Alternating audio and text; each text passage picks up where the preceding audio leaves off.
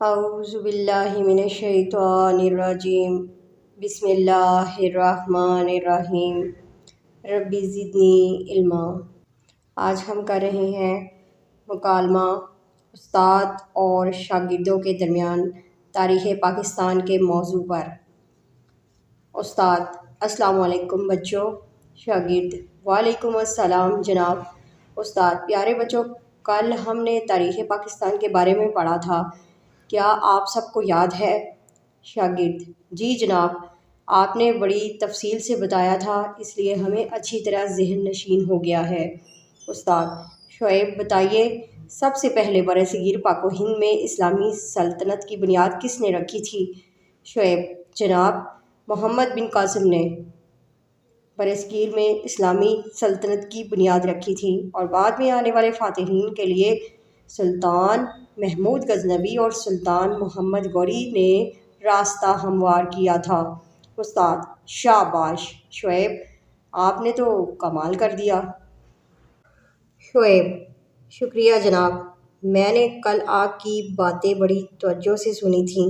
استاد عمیر سے مخاطب ہو کر: عمیر بتائیے، محمد بن قاسم نے کس سن میں ہندوستان پر حملہ کیا تھا؟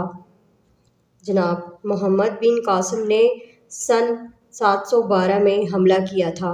انہوں نے راجہ طاہر کو شکست دے کر سندھ میں اسلامی حکومت قائم کی تھی۔ استاد: شاباش عمیر۔ عمیر: شکریہ جناب۔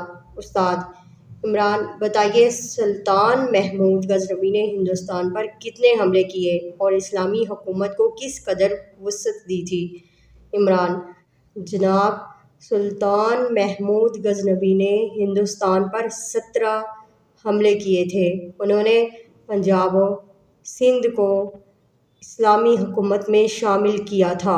استاد: شاباش عمران، خوب محنت کرو، اللہ تعالیٰ آپ کو کامیابی عطا فرمائے گا۔ عمران: شکریہ جناب۔ استاد عامر بتائیے، مغلیہ سلطنت کا بانی کون تھا اور اس خاندان کے مشہور حکمرانوں کے نام بھی بتائیے۔ عامر: جناب مغلیہ سلطنت کا بانی ظہیر الدین بابر تھا، اور اس خاندان کے مشہور بادشاہ ہمایوں، اکبر، جہانگیر، شاہجہاں، اورنگزیب اور بہادر شاہ ظفر ہیں۔ استاد عامر: خوب جواب دیا ہے۔ عامر: شکریہ جناب۔ استاد احمد بتائیے، ہندوستان پر مسلمانوں کی 1000 سالہ اسلامی حکومت کا خاتمہ کس بادشاہ پر ہوا؟ احمد: جناب ہندوستان میں مسلمانوں کی 1000 سالہ حکومت بہادر شاہ ظفر پر ختم ہوئی اور انگریز ہندوستان کے حاکم بن بیٹھے۔ استاد شاباش احمد، اللہ تعالیٰ آپ کے علم میں اضافہ فرمائے۔ احمد: آمین جناب، شکریہ۔ استاد اویس بتائیے، ہندوؤں کا رویہ مسلمانوں کے ساتھ کیسا تھا؟ اویس: جناب ہندوؤں نے ہمیشہ مسلمانوں کی سخت مخالفت کی اور دشمن رہے۔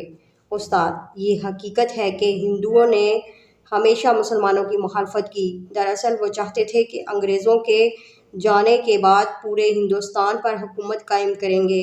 اویس: شکریہ جناب۔ استاد حارث: آپ بتائیے، پاکستان کس طرح قیام پذیر ہوا؟ حارث: جناب برصغیر میں مسلمانوں کی حالت ابتر تھی۔ علامہ اقبال نے نظریہ پاکستان پیش کیا، جسے قائد اعظم کی بے مثال جدوجہد نے انگریزوں اور ہندوؤں کو شکست دے کر قائل کر لیا کہ برصغیر کے وہ علاقے جن میں مسلمانوں کی اکثریت ہے، پاکستان کے نام سے آزاد اور آباد رہیں گے۔ چنانچہ 14 اگست 1947 میں پاکستان کے قیام کا اعلان ہوا اور قائد اعظم پاکستان کے پہلے گورنر جنرل مقرر ہوئے۔